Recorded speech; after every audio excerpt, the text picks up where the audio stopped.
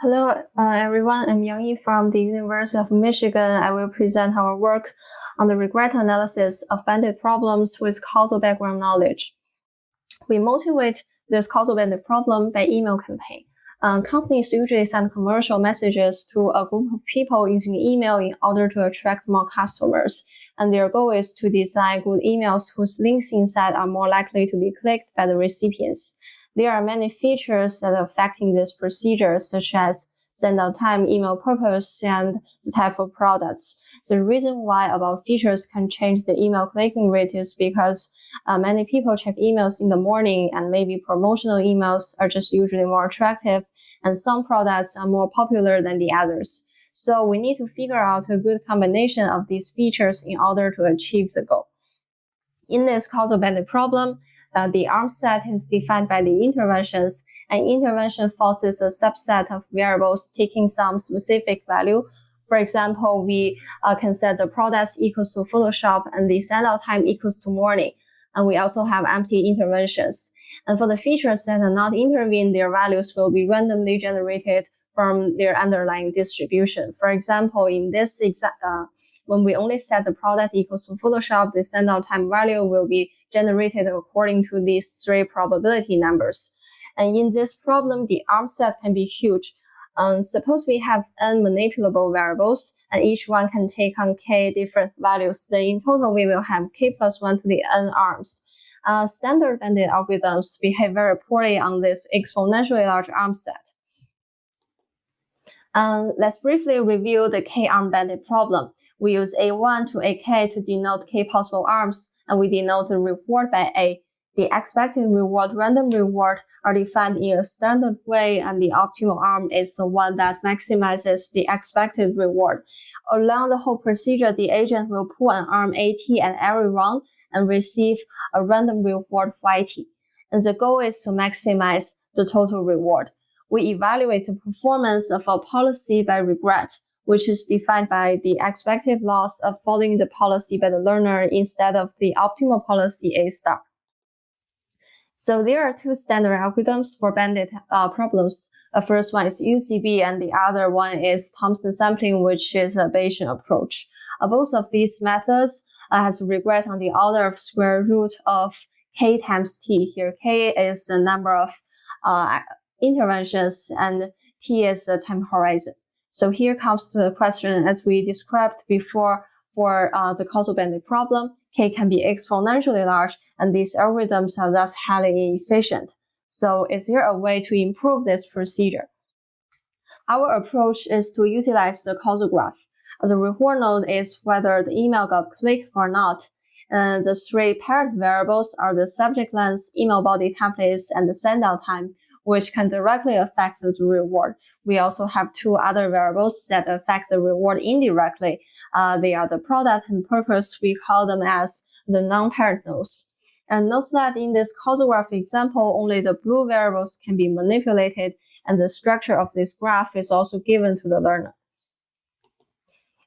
Here are some notations for the causal bandit problem. We use C to represent the parent features, and X for the non-parent features, and P for the underlying distribution. We have sets of A interventions and sets of Z different parent features value assignments. And throughout, we make the assumption that the causal graph is given, and these conditional probabilities are also known to us. Usually, such quantities can be estimated from the historical data. So the key idea of our causal approach is about reward terms reduction. One can always decompose the expected reward for arm A in the following way, where the summation is over all possible parent values assignments. So standard algorithms usually estimate the left terms of the expected value of Y given A, which has a set of A terms in total, and that's why this term also appears in the standard regret bounds. However, on the right side, since only the right terms are unknown, our causal bandit approaches will only focus on estimating these unknown terms. So we only have sets of Z different terms in total. We adapt this causal term reduction with the standard UCB and Thompson sampling methods and propose their causal versions. We prove that the expected regret for causal UCB and the beige regret for causal Thompson sampling are bounded by square root of C times T, which greatly improved the regret of standard bandit algorithms.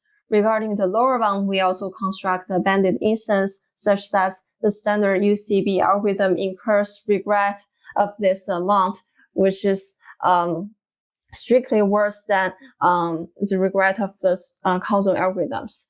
Other than the MAB setup, we also extend our causal approaches to the linear bandit setting. Please see details in the paper.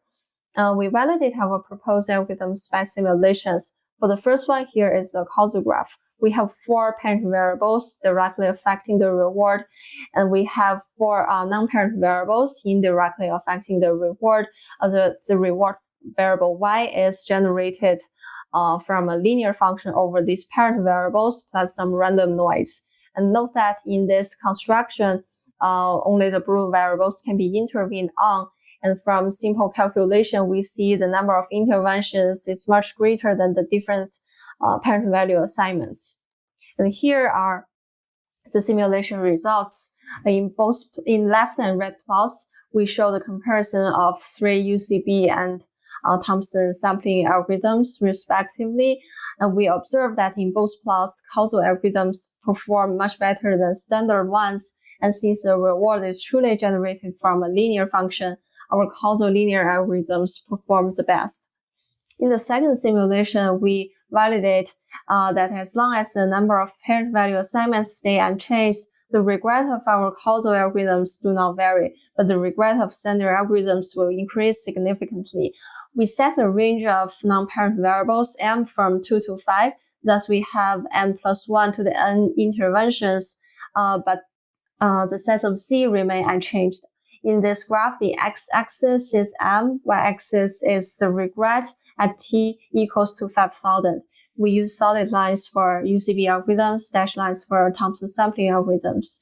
And we indeed observe that the regret of all 4 causal algorithms do not vary by m.